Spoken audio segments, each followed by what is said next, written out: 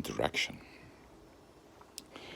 For some strange reason, there's a lot of linguistics and a study of meaning in general that is based on the premise that we only talk to ourselves, that we only produce meanings in our heads, all right, and then in a sort of neutral way transmit them to others.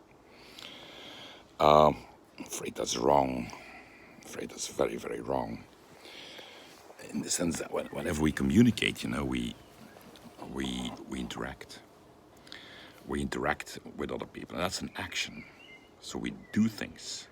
It's not just, a sort of mental process. No. We do things with our bodies, with almost everything we have, with our voices, with our eyes, with if we write, with the technologies that we have, and the fonts, and the layout, and what have, the visuality, and what have you.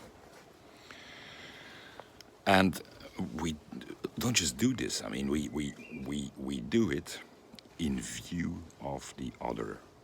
So the way in which we communicate is very, very strongly influenced by how we want the other to understand us.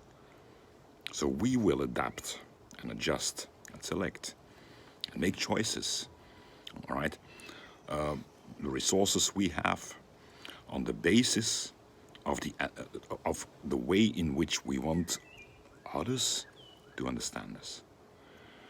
And it's unless that we understand the interactional principle that we will never understand discourse unless we understand exactly that. The fact that we produce discourse in relation to other people, all right? And that in that sense we're not entirely autonomous, all right? We're very, very much working towards the other, okay? And doing a lot of effort to look really good and understandable and valuable in the eyes of the other. If we keep that in mind, I think we have the principle of meaning in mind.